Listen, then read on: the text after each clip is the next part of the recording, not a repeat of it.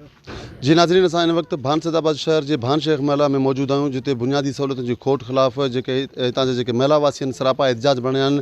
अचो त उन्हनि सां ॻाल्हि ॿोल कयूं त उन्हनि जो छा चवणु आहे। असांजी ॻाल्हि इहा आहे त असांखे ही बुनियादी सहूलियतूं जेके आहिनि शुरू खां ई मैसर कोन्हनि खे। ही वक़्तनि फ़क़्तनि तव्हां दोस्तनि मीडिया वारनि जे थ्रू असां दावूं कंदा रहिया आहियूं। हाणे गुज़िरियल 1.5 महीने खां असांजे हिन महले जो ट्रांसफार्मर सड़ियल आहे ऐं असां सां नारवा सलूक रखियो पियो वञे, सिर्फ़ु इन जे करे जो असां वटि को बोतार, को कामरो, को वॾेरो, को ॾाढो मुड़ुसु कोन्हे को। ही सभु ॾियाड़ीदार मज़दूर आहिनि जेके हिते बीठा आहिनि। इन जे करे असां सां इहो सलूक रखियो पियो वञे जीअं असांखे बोस्निया कश्मीर, मक़बूज़ा कश्मीर या इंडिया जा रहवासी हुजूं। उन असां तमामु घणियुनि तकलीफ़ुनि में आहियूं, ॾुखियायूं असांखे पेश अची रहियूं आहिनि। बरसाति दौरान असांजूं गलियूं घटियूं तमामु चेल खां मथे पाणी बीही वञण जे करे ॾुखियाईनि खे मुंहुं ॾींदा आहियूं।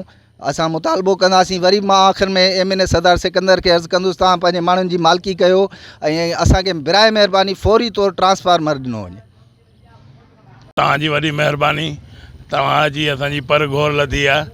बाक़ी हिते जेको न बुनियादी सहूलियतुनि खां असां उअं ई को बोले को हिननि वीचारनि जो को पलांत रहियल आहे।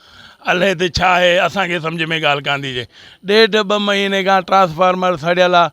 ही वीचारा रोज़ाना केॾीमहिल चवनि फलाणो विज़िट करणु थो अचे, कंहिंमहिल चए MNA फ़ोन कई आहे, पर यार बरसाति जो फेक आहे। इहो पहिरियों फेक जंहिंखे 15-20 ॾींहं गुज़री विया आहिनि, पर यार MNA खे असांखे सम्झ में ॻाल्हि कान थी अचे त ही वोटर आहिनि, ही दाहूं पिया कनि त बाबा ट्रांसफार्मर हणी ॾियो। इहो बुनियादी हिननि जो हक़ु आहे। नेकासी जी हालत इहा आहे, उहो पाणी अॼु ताईं बीठो आहे, पर टाउन इंतिज़ामिया वटि न को पैसो आहे न को पाई आहे। जो वञी न तो वीचारा पंहिंजूं मशीनूं खणी था अचनि, तेल कोन्हे। अदा ही हर बुनियाद खां पाणी पीअण खां वेंदे सफ़ाई ताईं ट्रांसफार्मर ताईं एॾो बुछड़ो हिन ॻोठ खे कयो अथनि, पर असांखे असांजी ॻाल्हि सम्झ खां वधी आहे। नथी सम्झ में अचे त हिननि असां सां इहो वर्ताव कयो छो आहे। भला को अहिड़ी का असांखां ख़ता थी आहे त यार असांखे कनि माफ़ु, एॾी का ग़लती हिन ॻोठ खां थी आहे। बुनियादी हिननि जा वोटर सभु शइ। हाणे को असां ते को मुसलक हुजे, चमचागिरी पोइ हाणे जा रोज़ी कयूं या हिननि जी चमचागिरी कयूं, ॿियो छा कयूं। असांजो हाल इहो आहे, पंहिंजे बच्चनि जी पेट पाला कयूं।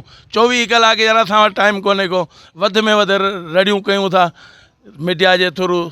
त महिरबानी कयो, इन्हनि माण्हुनि जी सहायता कयो। इहे ई दाह आरंभ करे सघूं था, बाक़ी का सहूलियत कान्हे था हिन ॻोठ में।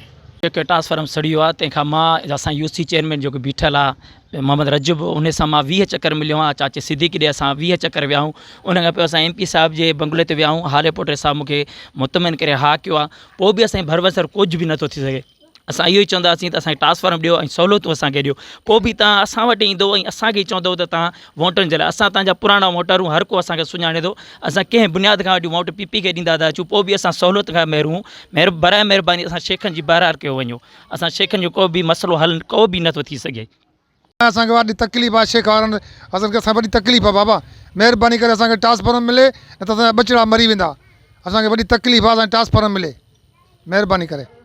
जी नाज़रीन, अवां भान शेख मेला वासियुनि जा ॻाल्हियूं ॿुधा। उन्हनि जो चवणु आहे त गुज़िरियल केतिरनि ई महीननि खां भान शेख मेला जे जेके सड़ियल ट्रांसफार्मर हिन महिल ताईं मटायो न वियो आहे। MNA सरदार सिकंदर रापोटे खे बार बार चवण बावजूदि हिन महिल ताईं असांखे ट्रांसफार्मर मुहैया न आहे कई। न वरी असां वटि हिते को ड्रेनेज जो सिस्टम आहे, न पीअण जो पाणी आहे, न गैस आहे। बुनियादी सहूलियतुनि जो अणुनि सबबि सख़्तु तकलीफ़ुनि खे मुंहुं ॾिए रहिया आहिनि। सिंध जे वॾे वज़ीर सैयद मुराद अली शाह खे बि घुरिजे त ही बि हुन जा वोटर आहिनि, हिननि जो बि परगोर लही हिन जा जेके बुनियादी सहूलियतुनि उन्हनि खे मुहैया कयो। कैमरामैन ज़मीर चांडे सां गॾु आदम मेंगल, अवामी आवाज़ TV, भानसदाबाद।